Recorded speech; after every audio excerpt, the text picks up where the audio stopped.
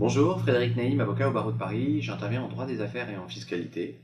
Je voudrais aborder un point que je vois de temps en temps. Ce sont des entreprises qui font l'objet d'une visite domiciliaire. Vous êtes donc dirigeant d'une entreprise en France ou à l'étranger, et un jour, l'administration fiscale débarque à votre domicile, au siège de votre entreprise, pour saisir des documents, en estimant qu'il y aurait peut-être une fraude fiscale, et va donc récupérer des documents chez vous. Ces perquisitions, c'est un événement qui est souvent très douloureux. Humainement, on rentre chez vous, on viole votre intimité, et on va peut-être mal vous parler, et surtout saisir tout ce qui concerne votre vie.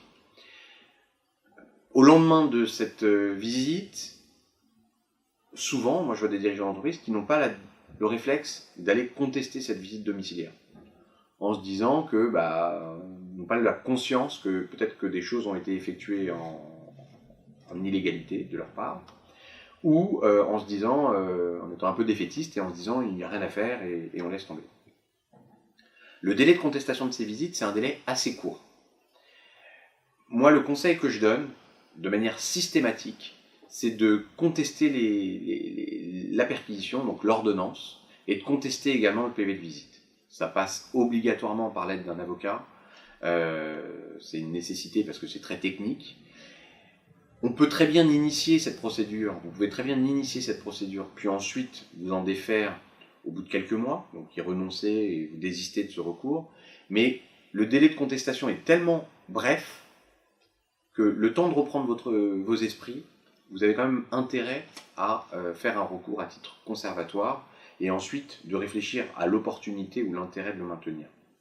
On le maintiendra notamment si on voit des arguments énormes qui permettent de faire annuler la perquisition. On se désistera si on voit qu'il n'y a pas d'éléments, et surtout si finalement il n'y a rien de saisi ou il n'y a rien de concret qui va pouvoir vous être reproché ensuite. Mais ce qu'il faut savoir, c'est que toutes les pièces qui ont été saisies dans le cadre d'une perquisition annulée ne sont plus jamais utilisables par l'administration fiscale ensuite dans le cadre d'un contrôle fiscal. Si vous ne contestez pas la perquisition, si l'administration récupère des pièces, elle peut ensuite les utiliser et vous les opposer à l'occasion d'un contrôle fiscal qu'elle va le plus souvent engager quelques mois après, notamment après vous avoir rendu les pièces qui ont été saisies.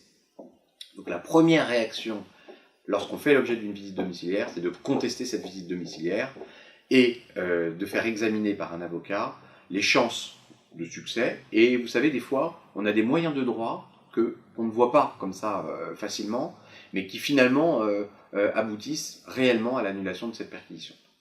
Le juge, c'est le premier président de la cour d'appel, examine le dossier de manière contradictoire. C'est seulement à ce moment-là qu'un débat contradictoire se noue. Lorsque l'ordonnance a été autorisée, il faut savoir que l'administration est allée voir un juge, mais elle est allée voir un juge en catimini, seule, sans jamais débattre de manière contradictoire avec vous par définition. La cour d'appel, le premier président de la cour d'appel, c'est le seul accès au juge que vous puissiez avoir pour défendre vos droits. Si vous ne le faites pas à ce stade-là et que vous ne pouvez plus ensuite le faire, vous risquez de le regretter amèrement. Donc il faut, pour moi, impérativement, aller contester à titre conservatoire la perquisition lorsque vous l'avez reçue et qu'elle a abouti à une saisie de documents. Merci à vous.